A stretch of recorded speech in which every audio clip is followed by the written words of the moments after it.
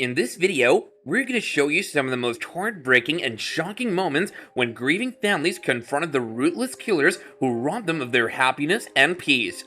These are the stories that will make you cry, rage, and wonder. The first case we're going to be talking about is the murder of 18-year-old Nia Wilson, who was stabbed to death by a stranger on a train platform in Oakland, California in 2018. Nia was traveling with her sister when John Lee Cowell, a 27-year-old white man, attacked them with a knife. Nia died on the spot, while Latifah survived with serious injuries. At first, John pleaded not guilty, but was sentenced to life in prison without parole in July 2020. During the sentencing hearing, Nia's family members had the opportunity to address John directly and express their grief and anger. Nia's mother, Alicia Grayson, said she wished John would suffer as much as her daughter did. She also said she hoped he would be haunted by Nia's face for the rest of his life. Nia's father, Ansar Muhammad, said he felt like he had failed his daughter by not being able to protect her. Nia's sister, Latifah Wilson, said she was traumatized by the experience and suffered from nightmares and flashbacks. Cowell, however, didn't show any remorse or emotion during the hearing.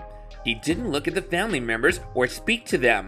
He only said he wanted to appeal his conviction and sentence.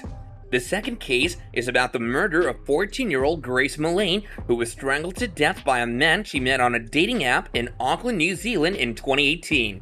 Grace met Jesse Kempson, a 27-year-old local man, on Tinder and agreed to go on a date with him.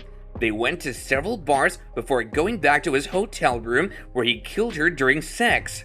He then stuffed her body into a suitcase and buried it in a shallow grave in a forest. Jesse was arrested after Grace's body was found a week later. The jury found Kempson guilty of murder in November 2019. He was sentenced to life in prison with a minimum of 17 years in February 2020. During the sentencing hearing, Grace's family members addressed Jesse via video link from England. Grace's mother, Gillian Mullane, said she felt like she had been buried alive since her daughter's death.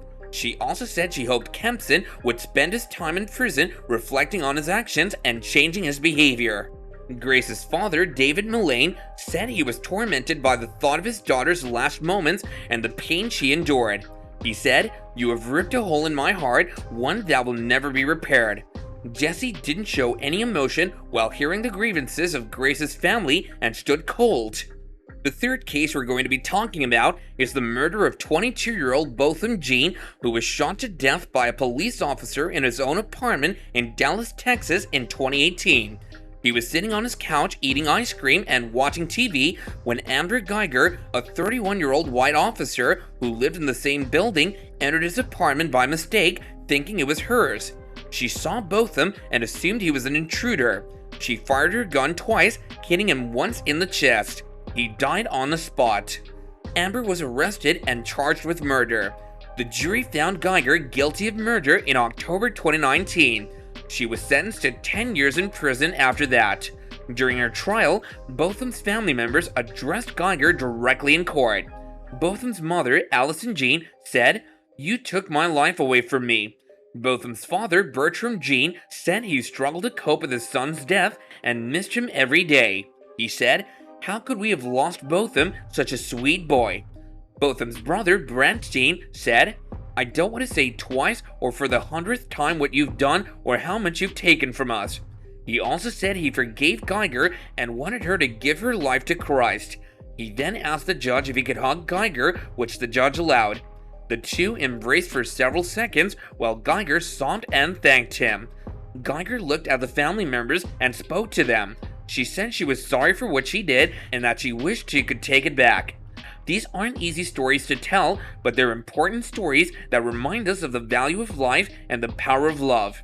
So that concludes today's video. We hope you found it informative and thought-provoking. If you enjoy the content, then please remember to like this video and subscribe to our channel if you haven't done so yet. Catch you later!